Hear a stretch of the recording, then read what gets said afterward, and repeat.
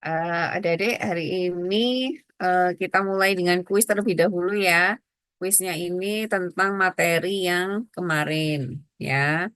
Untuk pengerjaannya itu boleh open book ya, tapi tidak boleh kerja sama ya. Saya yakin adik-adik bisa mematuhi ya apa yang menjadi persyaratan atau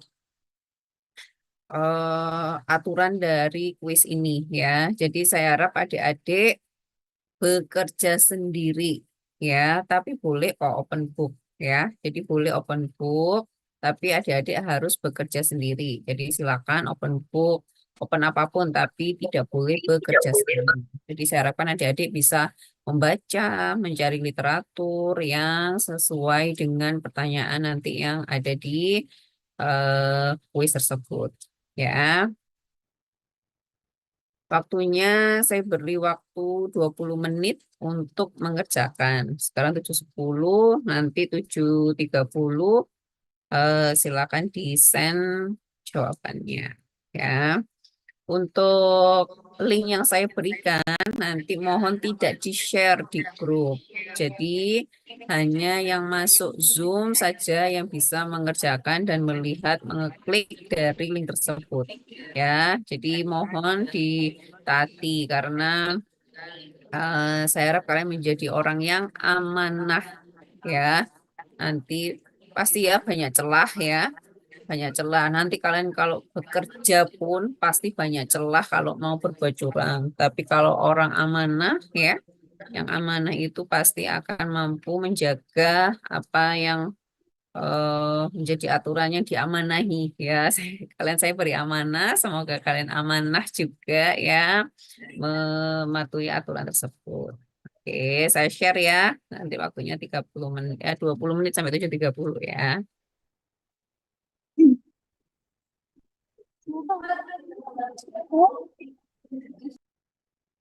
Udah, nggak muncul.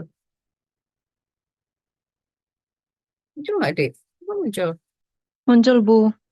Muncul ya? Kok di saya kok? Kok tiba Sudah ke share belum? sudah Ibu? Sudah ya? Oke, silakan dikerjakan. Oh iya, deh. Silakan dikerjakan. Waktunya sampai 7.31 ya.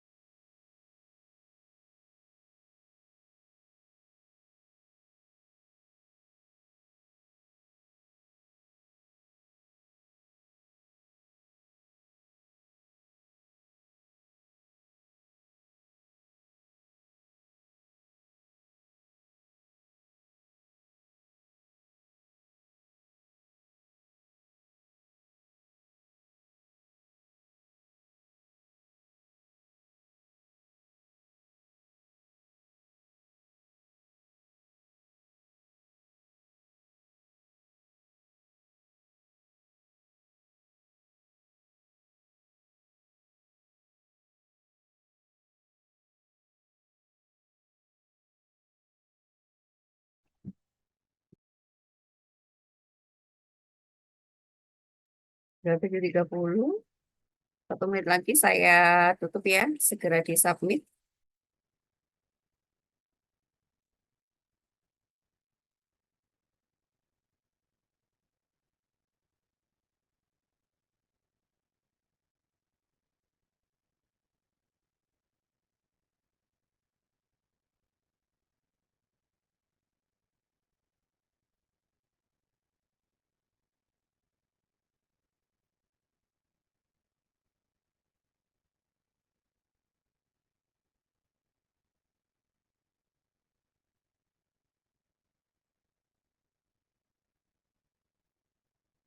Oke, saya close ya.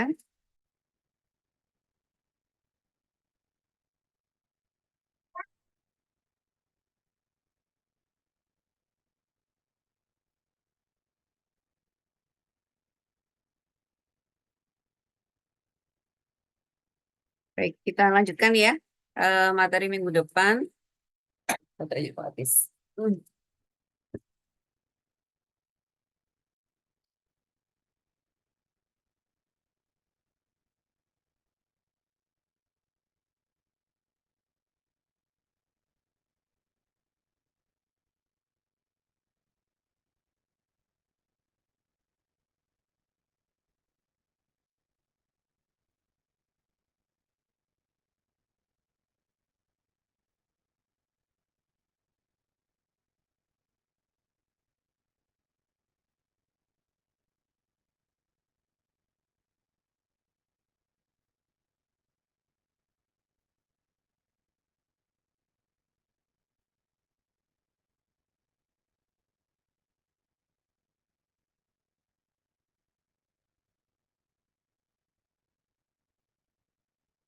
Kita kemarin sampai di sini ya, terakhir tentang antioksidan ya, yang kita bahas tentang eh, eh, bahan-bahan yang ada di dalam krim. Nah, sekarang kita bahas lagi satu tentang enhancer ya. Enhancer salah satu bahan yang eh, ditambahkan di dalam suatu krim. Mungkin tidak semua krim itu butuh enhancer ya. Enhancer itu apa sih? Enhance dalam bahasa Inggris, enhance itu meningkatkan ya. Meningkatkan apa? Meningkatkan penembusan ke dalam kulit yang lebih dalam ya. Jadi mungkin ini sudah sedikit dibahas di materi mekanisme transport mungkin sama Bu Rahma. Ini sedikit saya ulangi ya. Suara saya apakah terdengar, Dek? Terdengar, Bu. Halo, Dengar, Ibu. apakah terdengar jelas? Jelas, Jelas, Bu. dengar. Jelas ya. Oke. Enhancer. Jadi kapan dibutuhkan enhancer ya? Itu ketika yang diinginkan adalah lapisan kulit yang lebih dalam. Lapisan kulit mana? Kalau kita berbicara tentang obat, ya, lapisan kulit bisa lebih dalam. Lapisan kulit itu ada 3 macam, kan ya? Kalau kita kembali ke materi mekanisme transport, ada epidermis, dermis, dan subkutan, ya. Kalau obat bisa lebih dalam, dermis. Kalau kosmetik, ya, kosmetik di dalam definisinya, kosmetik itu hanya sampai epidermis. Nah, itu adik-adik harus paham betul apa sih bedanya obat dan kosmetik itu. Ya, sama-sama jerawat misalnya. Mana yang itu kosmetik, mana yang itu obat. Batasannya kalau di dalam definisi itu ada di kedalaman ya, kedalaman kulit ya. Kalau kosmetik pengertiannya di dalam apa namanya aturan BPOM bekerjanya sampai epidermis saja. Epidermis itu ada 5 lapisan, paling atas stratum corneum, ya, itu yang paling susah ditembus. Lapisan paling bawah stratum basale, di mana itu ada sel-sel melanosit yang mempengaruhi warna kulit. Belajar lagi nanti di mekanisme transport biasanya. Nah, kapan butuh enhancer? Ya, itu kalau lapisan yang mau dituju itu di bawah stratum corneum. Misalnya, ya, mau apa namanya? Mau berfungsi sebagai anti hiperpigmentasi, mengurangi apa namanya warna coklat-coklatan atau apa namanya pigmen berlebihan di kulit, itu harus mampu menembus stratum corneum sampai stratum basale di epidermis. Atau misalnya obat, kalau tadi kosmetik ya, obat ditujukan untuk dermis antiinflamasi. Antiinflamasi itu sampai dermis, ya, sehingga butuh menembus stratum corneum itu harus sampai bawah, menembusnya dibantu pakai enhancer, ya. Kapan tidak dibutuhkan misalnya? Misalnya krim untuk pelembab. Krim pelembab tidak butuh enhancer karena dia bekerjanya di stratum corneum. Ya, pelembab itu bekerjanya di stratum corneum kan. Kita kemarin belajar tentang pelembab ya. Ada moisturizer ya, ada yang bersifat oklusif, humectant, ada yang bersifat emollient. Hanya di stratum corneum, permukaan atas, nggak perlu menembus ke bawah, nggak butuh enhancer. Ya, jadi paham ya? Di enhancer itu dibutuhkan ketika mau masuk lebih dalam, dan terutama bahan obatnya susah masuk. Ya, di enhancer itu bekerjanya dengan cara meningkatkan permeabilitas kulit terhadap obat sehingga stratum corneum itu agak berubah, ya, sehingga stratum corneum itu mudah ditembus, atau berfungsi dengan cara membantu melarutkan dengan sebagai kosolven, membantu melarutkan bahan aktif, ya, atau meningkatkan koefisien partisi, ya. Jadi obat itu mampu menembus kalau dia bisa larut di air dan minyak karena jalan penembusannya itu terdiri atas air dan minyak, sehingga dengan cara meningkatkan koefisien partisi, obat itu mampu menembus ke dalam kulit yang lebih dalam. Ataupun dengan cara menghidrasi stratum corneum. Ya, stratum corneum itu kalau terbasahi, strukturnya akan berubah, mengembang sehingga bahan aktif itu gampang masuk. Ya, memang barrier utama suatu bahan aktif masuk itu adalah stratum corneum. Kalau dengan cara menghidrasi, itu dengan cara menahan penguapan air misalnya. Sehingga memang bahan-bahan seperti humectant, propylene glycol misalnya, dengan kadar tinggi, dia mampu bekerja sebagai enhancer. Ya, propylene glycol 10% misalnya. Ya. Nah, ini beberapa contoh ya enhancer, ya. Golongan amin dan amida, ya. Golongan asam lemak dan esternya.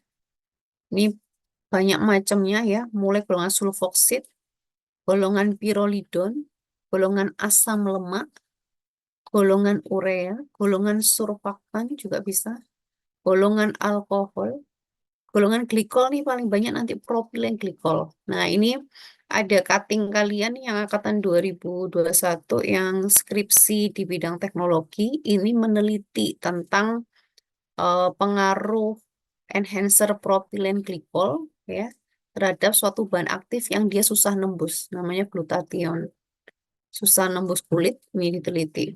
Bisa nggak propilen glikol membantu si bahan aktif glutathione untuk menembus kulit yang lebih dalam, ya. Kemudian ada menthol camphor, ya.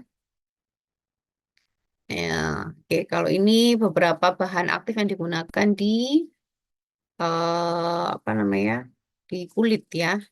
Ini kita skip ini skip tadi enhancer nih. Nah, kita fokusnya ke enhancer ya. Jadi enhancer ini adalah meningkatkan apa? Meningkatkan penetrasi atau penembusan bahan aktif ke lapisan dalam dari stratum corneum.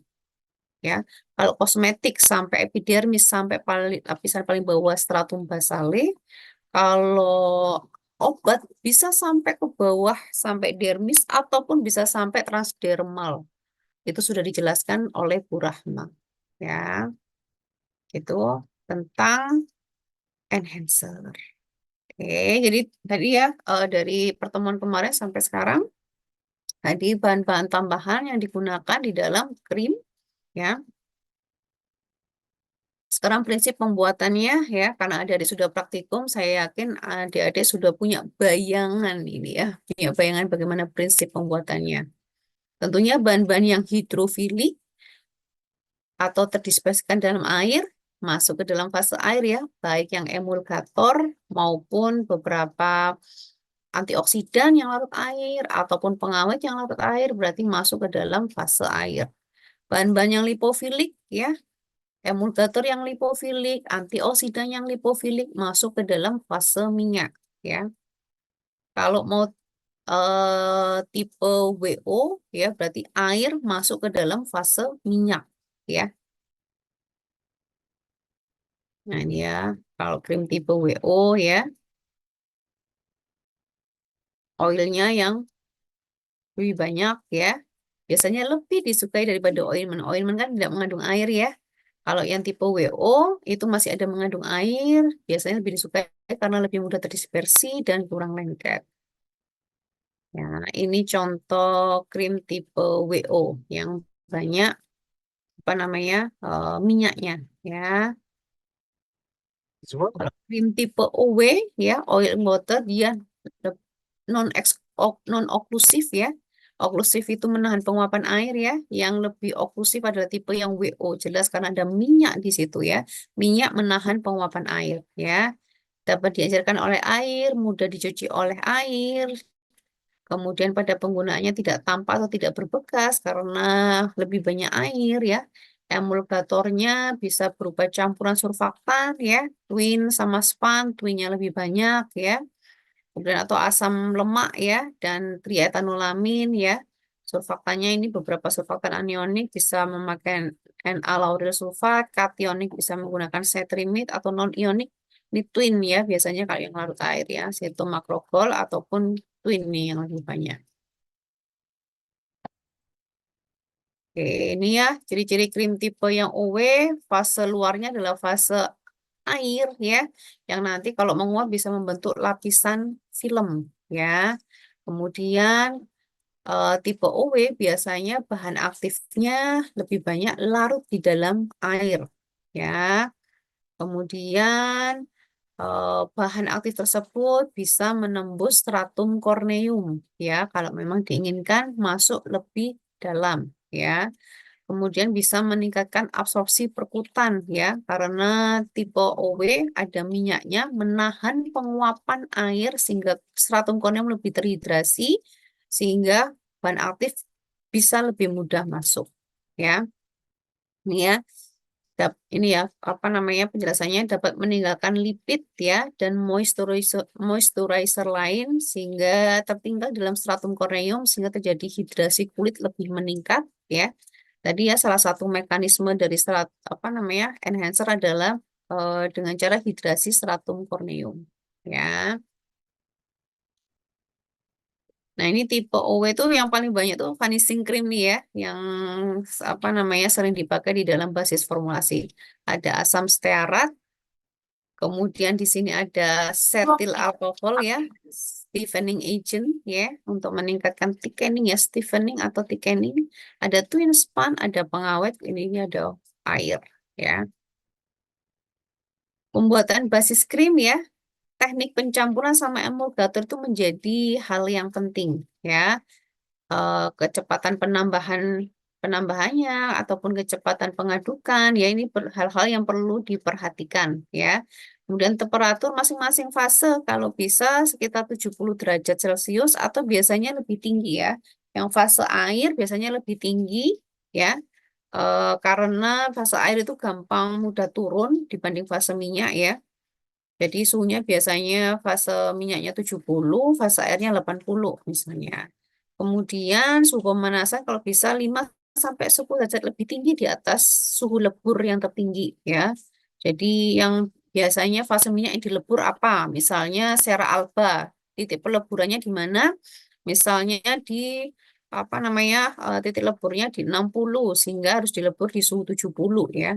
Gitu. Kenapa sih 70 ini biasanya karena mengikuti titik lebur dari bahan yang tertinggi itu ya. Kemudian kecepatan pendinginan ya akan mempengaruhi ukuran droplet, viskositas, dan stabilitas ya. Jadi ini pemanasan jadi hal yang sangat penting. Nah, ini contoh pembuatan vanishing cream ya, fase minyak ya, stearik stearik acid, setil alkohol, span, propil paraben ya, fase airnya ada twin, ada metil, ada air ya. Kalau tipe OW, fase minyak dimasukkan ke dalam fase air ya, diaduk sampai homogen. Nah, pemanasan masing-masing fase jangan terlalu tinggi supaya tidak terjadi degradasi ya. Kalau degradasi bisa terjadi hidrolisis emulgator atau bahan pengawet terjadi dekomposisi. Nah, sebenarnya pembuatan krim itu prinsipnya fase internal ke fase eksternal ya. Sehingga kalau fase internalnya oil, fase eksternalnya water ya, berarti oil masuk ke water atau sebaliknya. Water in oil berarti water dimasukkan ke oil. Sebenarnya ini prinsip yang paling banyak dipakai atau cara inversi. Cara inversi ini fase kebalikan tapi jarang digunakan ya. Hasilnya ukuran dropletnya lebih halus, tapi pada proses produksi sulit dilakukan. Jadi berkebalikan nih. Misalnya tipe WO nih ya, ujungnya maunya UW ya, tapi dibalik dulu fase air, ditambahkan ke fase minyak menjadi fase WO, tipe WO, kemudian ditambahkan sisa airnya sehingga terjadi inversi atau perubahan menjadi tipe OW. Ya, ini mungkin jarang dilakukan. Yang ini prinsip pembuatan yang ini yang penting. Internal masuk ke fase eksternal, ya.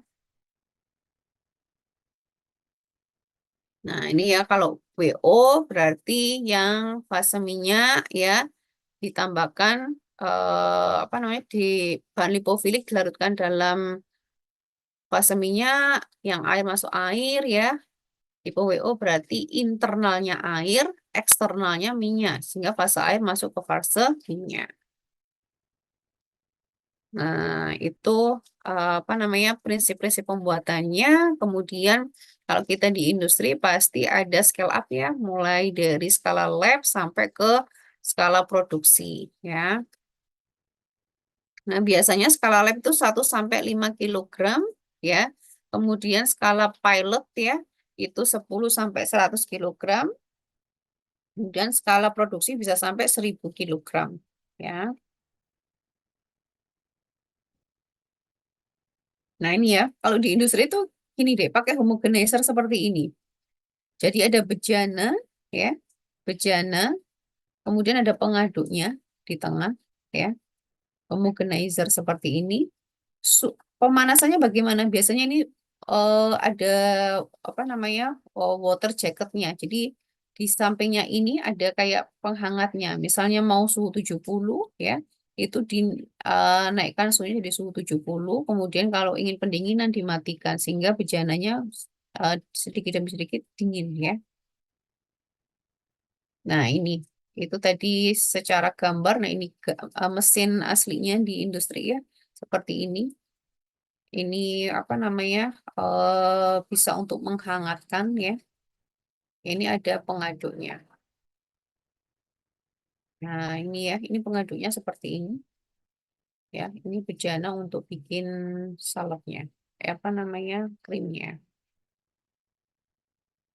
Baik, mungkin selesai ya materi kita tentang krim. Ada pertanyaan sampai sini?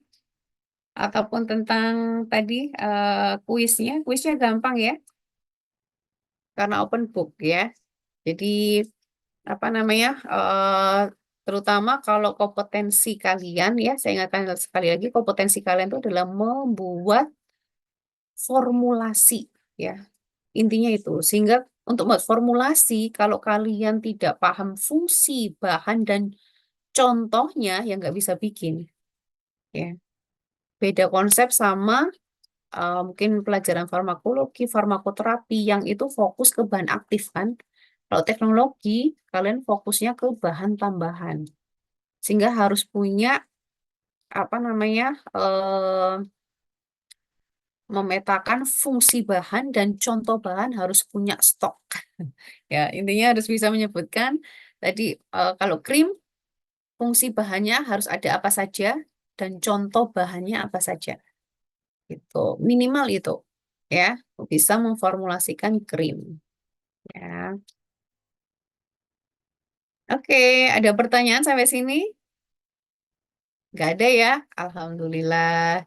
Berarti materi saya sudah selesai ya untuk apa namanya krim, insya Allah sudah tersampaikan. Nanti untuk absennya sekali lagi saya minta absen manual dulu. Nanti saya pindahkan ke itu ya, ke absen yang di KHE apa sih di SDM kalau di apa namanya yang bagian dosen ya. Oke, baik untuk kuliah pada malam hari ini saya akhiri. Semoga adik-adik bisa menjadi formulator ya. Jadi karena inti kompetensinya ada di situ dan memberikan pencerahan bahwa membuat formulasi itu gampang ya. Semua orang bisa ya. Dan kalau kalian tahu banyak orang menginginkan keilmuan ini loh, Dek. Orang di luar farmasi itu ya. Kalau kalian tahu di apa namanya di apa namanya internet ya di itu banyak mengadakan pelatihan formulasi ya dan itu banyak orang mencari ilmuannya ya sehingga adik-adik misalnya nih ya suatu saat ingin membuka pelatihan tentang pembuatan sediaan itu bisa loh ya eh, dengan keilmuan adik-adik ya. Jadi saya harap karena kalian belajar memang secara kurikulum belajar, secara kewenangan kalian punya ya, kalian harus bangga bisa memiliki keilmuan ini dan harus kalian kembangkan. Siapa tahu adik-adik memiliki apa namanya skill di sini yang itu bisa apa namanya menjadi keahlian adik-adik ke depannya ya. Jadi adik-adik harus bangga punya apa namanya skill ini nantinya. Ya, oke. Baik adik-adik, saya akhiri. Wabillahi taufiq wal hidayah. Wassalamualaikum warahmatullahi wabarakatuh. Waalaikumsalam warahmatullahi wabarakatuh. Terima kasih, Ibu. Oke, saya out ya.